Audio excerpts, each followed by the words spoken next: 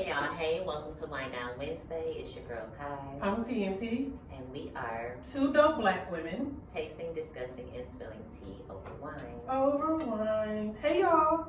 So today is VlogMas Day 9. And let's just open it. We're eating today. Y'all know how VlogMas is very informal. Day 9. Oh, we did get this, we did get a comment from one of the winosaurs. And she said she loved the discussion that we were having about career stuff. And she said she would love to hear more about our careers. I was like, oh yeah, I think we could do that. You know, mention something about our careers. And want to do something quick now or maybe do a video about our careers? What do you think? I don't know. I don't think we need to do a whole video about it. I mean, we can mention it. My career isn't that extensive. This is Shamin de Sables. Not even gonna. What are you? I mean, what language is this? Oh, French. Mediterranean, 2022. It's a rosé. Okay, that's what I thought when I saw the blush color, but I wasn't sure. And it is 12.5. So That's one thing about Total Wine. Their wines have been pretty good.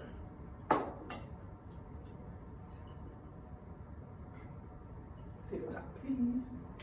Their wines have been really good. Some of them I went back on Total Wine's website and found them. This will smell like, to me it smells like cotton candy. That's interesting. Your typical blush color. it does smell like really sweet.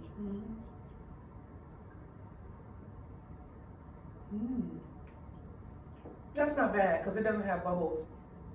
I hate rosé with bubbles. I hate bubbles in my wine. Y'all know that.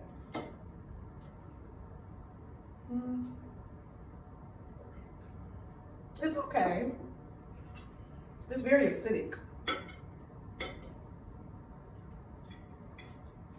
It's okay. I wouldn't buy it in a full-size bottle. I can see it being a crowd pleaser, like at a dinner party. Yeah, people like rosé.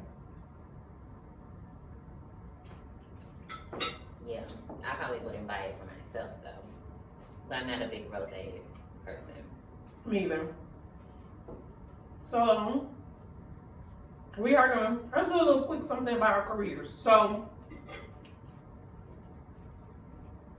I have a bachelor's degree in accounting, and I have a bachelor's degree in human resources.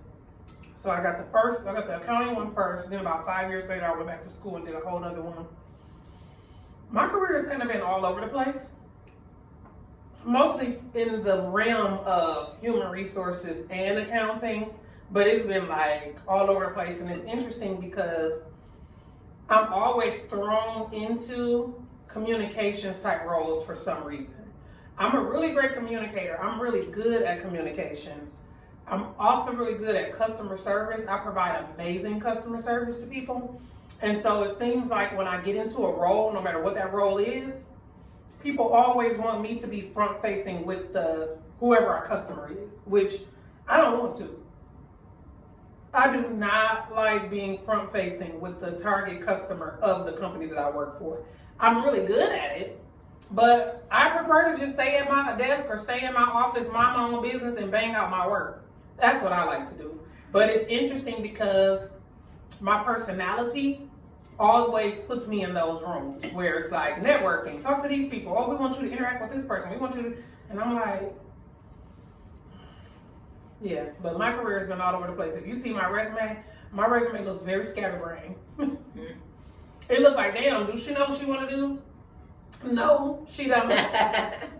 So I'm in a process of, because I'm 45, so I guess I consider myself being in the middle point of my career.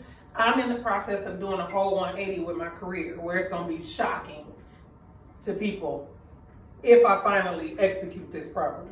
So that's where I am career-wise. Okay. For me, I mean, I haven't had a super long career history yet. I've been I graduated in 2015, possibly. That was like yesterday. You be thinking you so old, but you literally graduated from college yesterday. You're lying. That's about to be 10 years ago. Yeah. I graduated from college 21 years ago. That is crazy. But yeah, so I graduated with a bachelor's in psychology, a minor in business management, and a certificate in something. And look, it was a blur. I was there because I had to be, and I got it done. That's it. What else? Oh, from there, I started working for our state government. It's just like human services. And from there, I then went to our local government, so our county government, and was doing more like social work. And then in 2020, was that 2020? It had to be 2020. So in 2020, shortly after we went home with the start of the pandemic, I applied for and was promoted to supervisor for one of our social work teams, and I've been doing that for about 2 years. It had to be 2021 then. I really don't know. Pandemic was a blur. It still is a blur. I could not keep track of those years. Yeah, it had to be 2021 because I've been in that role for 2 years. So yeah, so 2021 I got promoted, and now I'm coordinating a brand new pilot program put on by the state that is that is placed in our county. So we're actually implementing it and trying it out in our county that we reside in, and I'm heading that. So it's been a lot of different changes, especially working with like a pilot program. It's a lot of changes daily or at least weekly. So keeping up with that and then trying to be a support for like my staff that's under me has been a challenge in itself. So that's my career.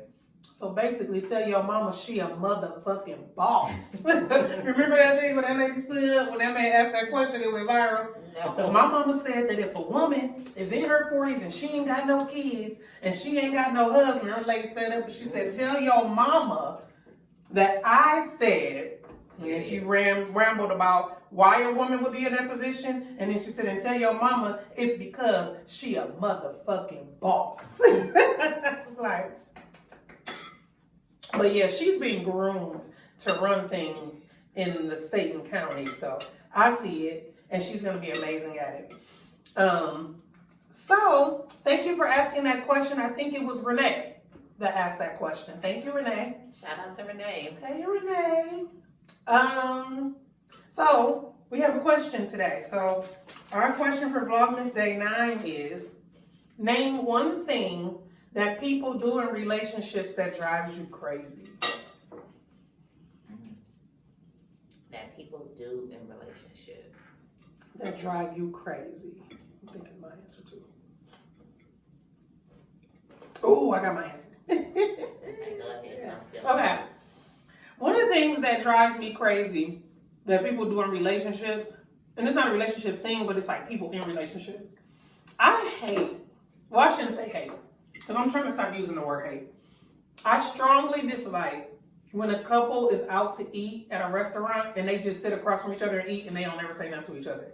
That's so weird to me. I've never seen that. I see it, me and your mama used to see it all the time, and I be feeling awkward. They don't even got nothing to do with me. And I literally will stare at them the whole time of the dinner, like, they just not gonna say nothing to each other. Like, what's that about? It's weird to me. Because I be at the table like, yeah, and And he said, so it be so weird to me because when I'm on a date, I'm trying to vibe. I'm vibing with the person. Yeah. And we laughing, talking about other people, cracking up. And then when people just sitting there, they like,